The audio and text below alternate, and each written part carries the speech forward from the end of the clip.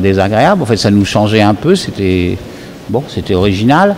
Et elles étaient les 5 avec une approche originale et intéressante. Hein.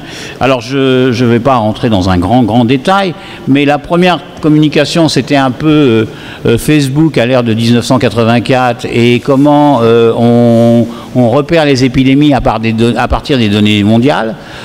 J'avoue que ça fait un petit frisson dans le dos, même si on sait tous qu'on est un peu sous surveillance généralisée avec Facebook et Google, mais il l'a très bien confirmé, le chercheur l'a très bien confirmé.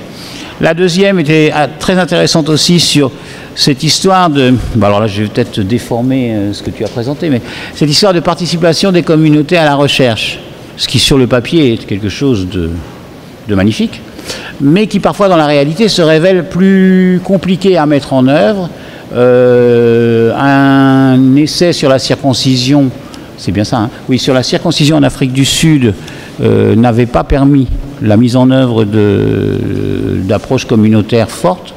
Et à l'inverse, l'essai Hypergay a permis à des communautés de documenter les besoins et les soucis de la recherche, enfin, dans la direction de cette recherche Hypergay par la communauté. J'espère ne pas avoir trop déformé. Donc ça, c'était très intéressant aussi. Le troisième était particulièrement original, mais était sur les... Donc, on a eu des résultats présentés de l'étude Andigi qui se passe chez des personnes handicapées, en particulier des sourds, enfin des malentendants, des sourds et des handicapés mentaux, un peu, ou limités mentaux.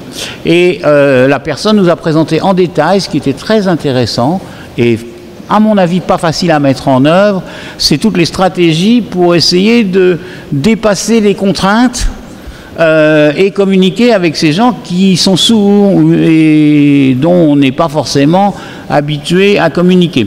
En particulier, je vous prie de me croire, ils ont fait des pictogrammes sur les... Alors, pour indiquer les premières relations sexuelles et les modes de relations sexuelles, pour communiquer avec des sourds, c'est vrai que c'était assez original et ça ne doit pas être facile à mener et à former vos enquêteurs pour faire ça. Parce qu'à la limite, qu'un chercheur patenté puisse le faire, éventuellement, mais des enquêteurs. Donc il y avait toute une méthodologie qui était très intéressante et qui indiquait que ça ne devait pas être facile tous les jours, mais ça a marché.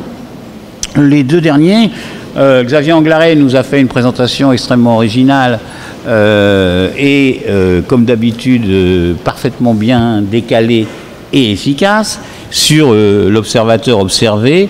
Ça c'était, bon, d'un point de vue d'épidémio en tout cas, je ne sais pas pour les gens de sciences sociales, mais d'un point de vue épidémio, c'était parfaitement bien noté.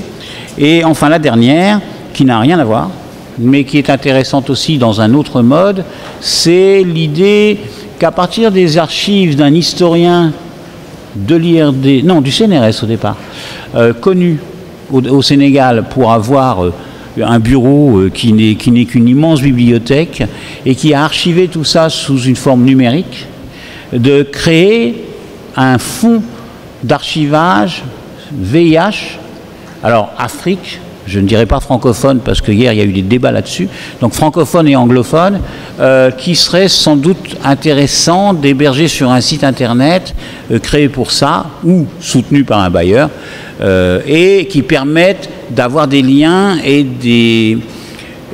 de préserver la mémoire qui disparaîtra bientôt parce que, bon, je voudrais pas, hein, mais les premiers chercheurs sur le VIH en Afrique, en particulier en sciences sociales, mais pas seulement, en sciences cliniques aussi, bah, on commence à avoir un certain âge et la mémoire va se perdre si on n'archive pas les choses.